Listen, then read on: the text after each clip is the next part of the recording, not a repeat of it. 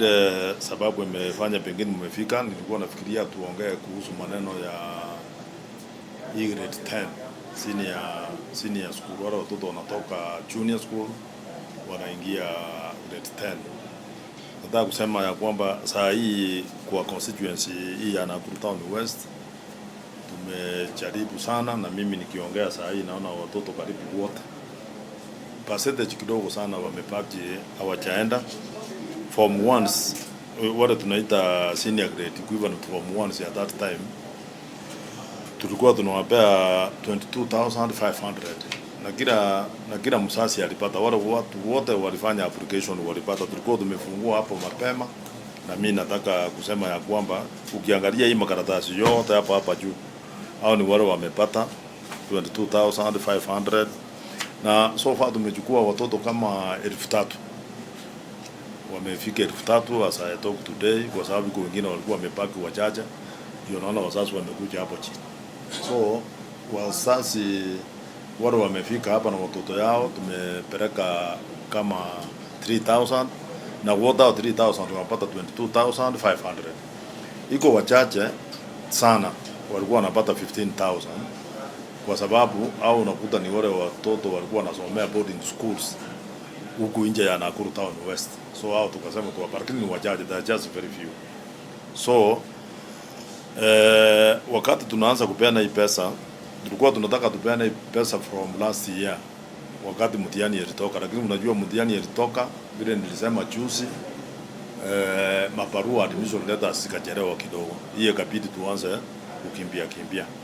Lakini as I'm talking today, karibu wazazi 3,000 wale wamepaki ni wachache, ndio watakuja kuenda kuchukua macheki sao baadaye.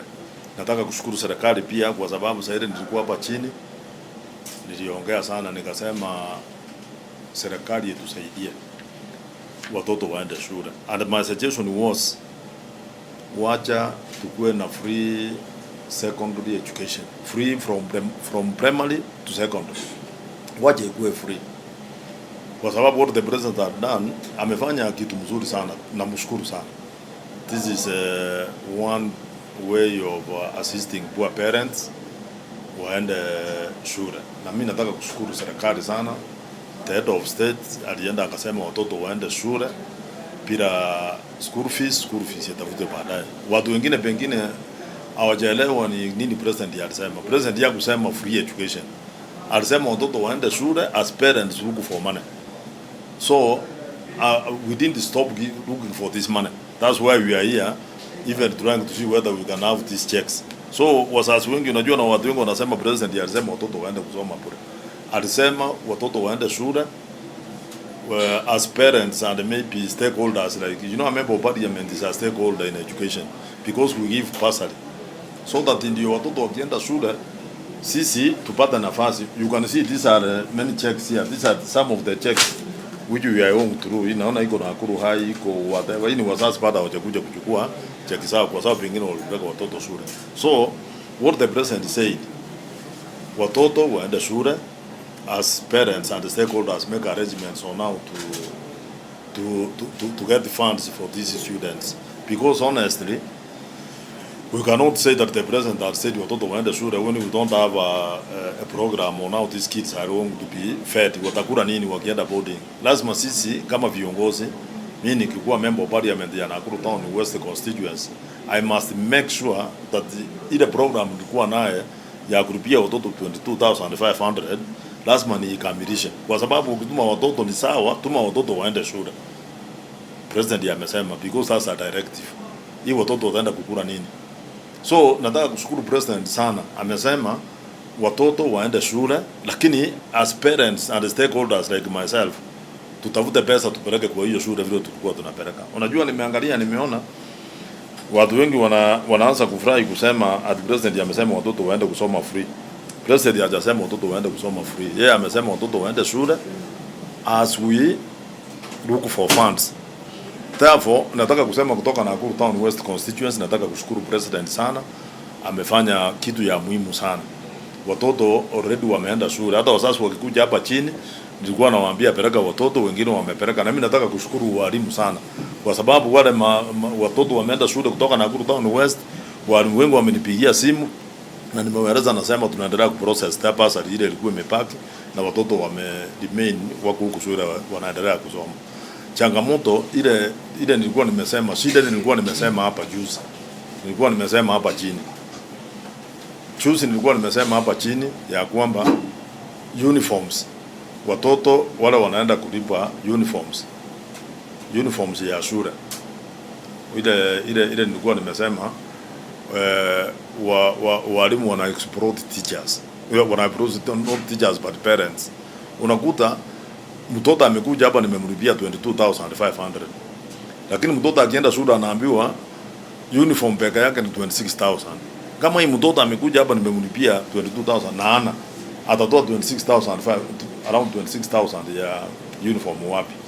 So ndio tukasema hii maneno ya uniform lazima turudi tena kama serikali ama kama viongozi, tukae chini tuone ile watoto wanaenda shule na maneno ya uniform watakuwa wanalipiwa uniform namna gani, because you cannot allow head teachers to exploit parents by telling them that you want to pay 26,000 in a place ndio upate uniform. And my suggestion is, the president was very clear and I really support him that hii maneno ya uniform is another corruption in secondary schools.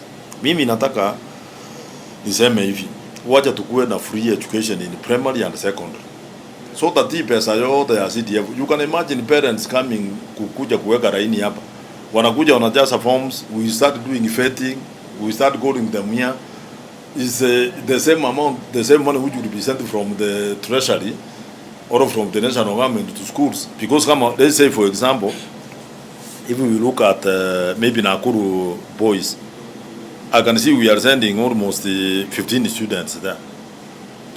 If from other constituencies they send other numbers like that, let the teacher combine and say that I have 500 students who have come to this school. Kwa je pesa yote toke kwa national government ingie Nakuru high school. Msasi akipata nafasi ya shule admission asike mtoto yake ampeleke Nakuru high school. So what I'm saying, let's corrupt all of the people who give bursary, that is CDF. Let's corrupt the LIM scholarship. Let's corrupt the county. Let's corrupt help.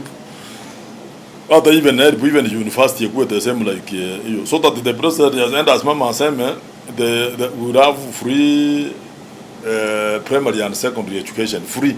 We don't mtoto akipita shika mtoto mpeleke shule.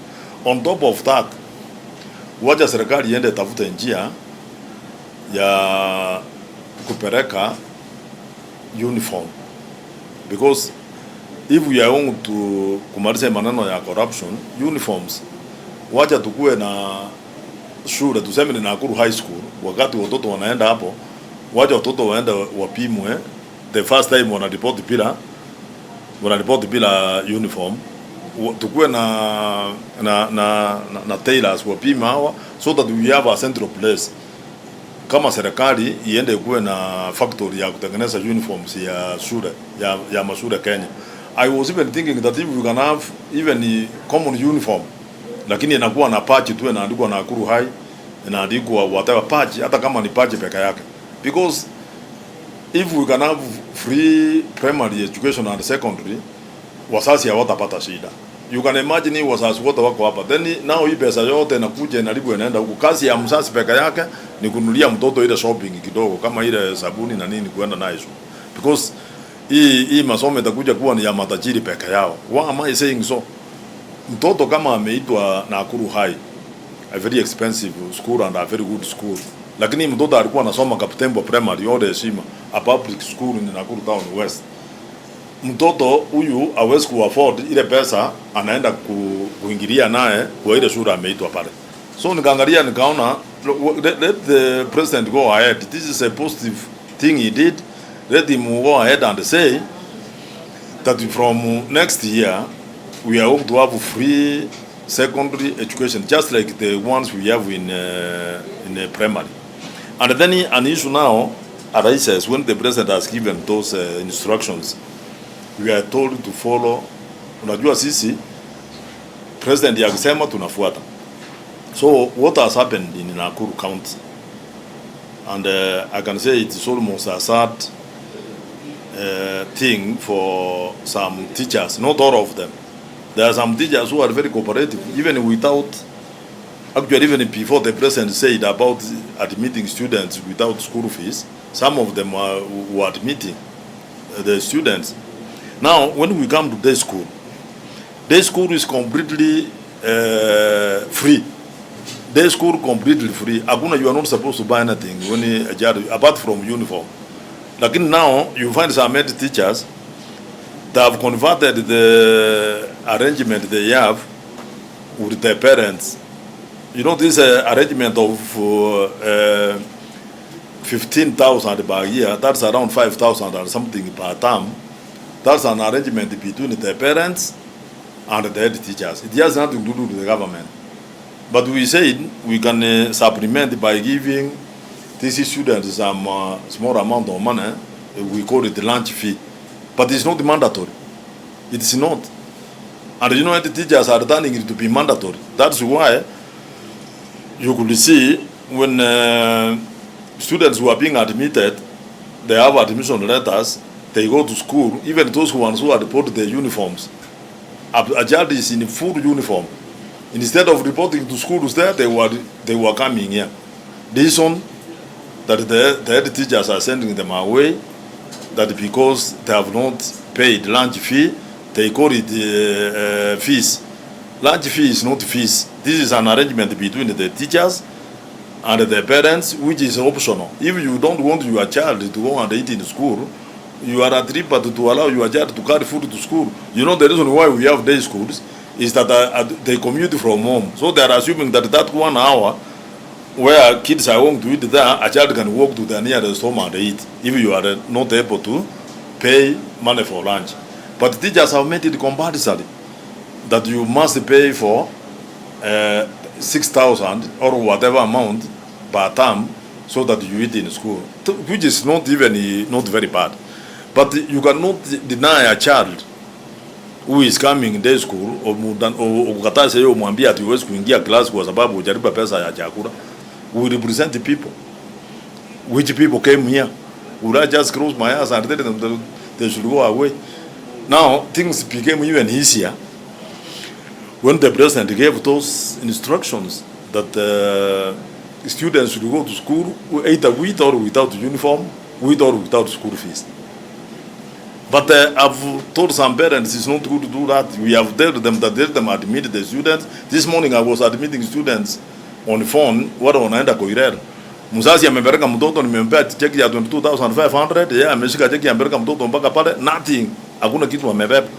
So nimeambia yule mwalimu admit those students, call to me so that we can get some box, tupate boxes, tuwanulie kitu kidogo, hata nguo kidogo kidogo, namna hiyo waendelee kusoma. So wale watu ya kupet, najua mko na elections on Saturday.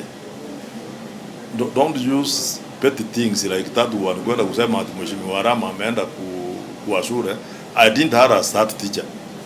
I have the clip here, I will put it on so that you can listen. Harassment is asking questions. If you come here and ask me questions, that's not harassment. I just had that teacher to tell me why he's not admitting students who are in uniform and these are day school.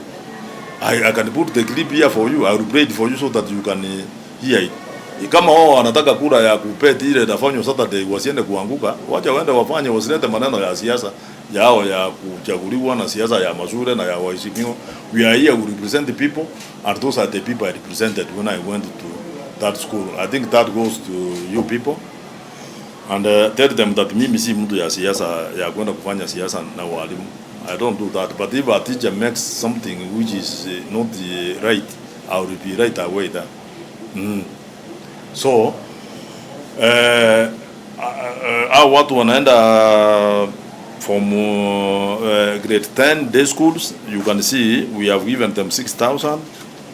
Na ni wengi, they were almost 1,800. Na wote pesa yao ndio nyingine imeenda, nyingine ndio tunatengeneza ndio mzoto watoto waendelee kukura.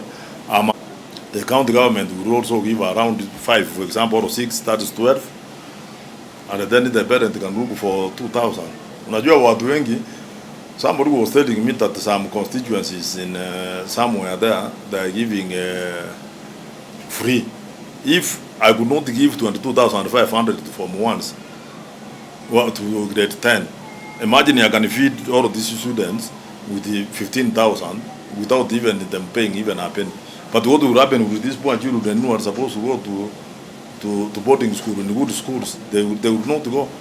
So nataka kushukuru sana, nataka kumwambia president wetu, we will support him. One time I told someone that when the government does something good, we applaud it and say president umefanya.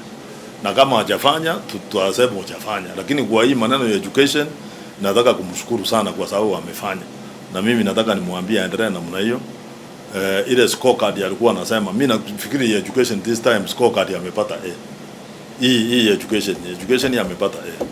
Kwa sababu amesema watoto waende shule bila uniform, but hiyo does not make parents and the stakeholders and members of parliament to keep quiet. These kids at the end of the day needs money when they are going there. Kwa hivyo tunataka kushukuru rais sana, amefanya kazi mzuri, ameingilia kati, watoto wanaenda shule. Waje sisi tujaribu mahali tunaweza, stakeholders na watu wengine. Mtoto akikuja kwako kama ana uniform, hata kama ni journalist, wewe mnunulie chakula, mnunulie nguo aende shule, so that ndio tushirikiane pamoja. Hiyo ndio tunataka kusema serikali imefanya kazi mzuri.